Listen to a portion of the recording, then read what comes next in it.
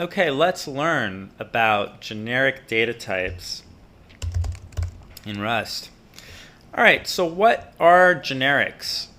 Well, think of generic, that word, as it means. Something that is generic just means non-specific, right? There's a reason why these languages choose these terms. You know, it's the English language and there's a meaning.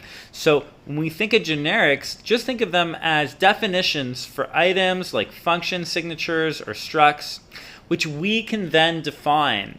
And we can use them with many different concrete data types. When we say concrete, that means that we specify, right? There's a concept of concretion and there's a concept of abstraction.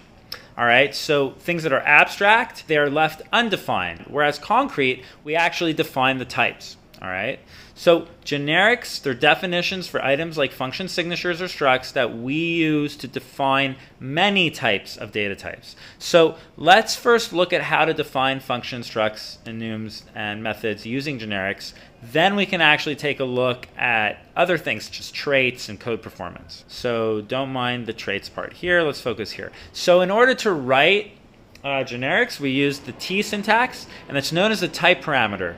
And it's used to declare a generic construct. So T will represent what? Any data type. And that's good because then we can use that for multiple data types. So let me show you how this would work in our code. So I'm going to go ahead and write a generic struct with T example. So I'm going to build a struct with the struct keyword. If you're not familiar, you have to go back to previous lessons. I'm just going to call it generic struct, all right, with the proper conventions here. And then for the type I'm going to pass in, I'm going to bring in this uppercase T, and I'm going to set up a value. And that value is going to be the T, all right? Now, what is that value? Well, it's T. We're going to create many different concrete data types with this. So why is this valuable? How can I use it? Well, let's say we've got a main function happening over here. And let's zoom in a little so you can see better. So I'm going to say let T1, and I'm going to set up to a generic struct like this. And we want the I32, so this is our data type, right? And we're setting up to an integer from our generic structure that we just set up. And I can actually set up a value for it. So we're going to say generic struct is going to have the value of what? Well, let's just give it a value of 100. Okay. And let's go ahead and print it out as well so we can see this in action. So I'm going to do print. Oops. And we can say the value is, and how do we get the value? Well, we have created the variable T1, which can then get the value that we set to 100. So I can just say T1.value. This. Oh, and I just noticed that struct value T, for those of you who are more astute, would have seen a little error here. I'm glad I caught it before I ran the code. There should be a comma, not a semicolon. All right, so we got one concrete data type set up here with our generic structure. Let's go ahead and run this and see what happens. So we see invalid struct delimiter or function calls argument.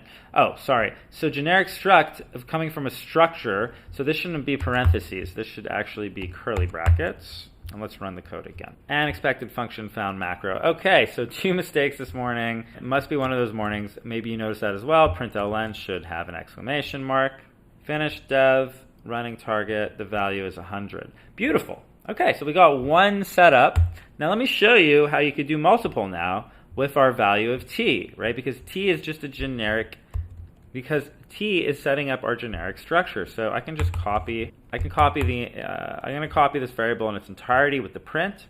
We'll set this up to T2, and instead of it being an integer, let's make it a string. And now the value can actually be string, so I'll say string data type. And of course, we're going to have to convert this to string like we know, so we're going to do 2_string. And let's go ahead and switch this to T2.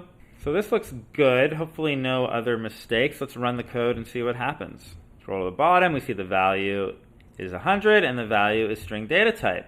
Amazing. Okay, so now we see that we have multiple, right? We have many different concrete data types that we're now using in our struct example over here. So that's wunderbar, right? That's a wunderbar. Let's stop right there, and in the next lesson, take a look at traits together. So hopefully this makes sense, and when you're feeling good, I'll see you for traits in the next video.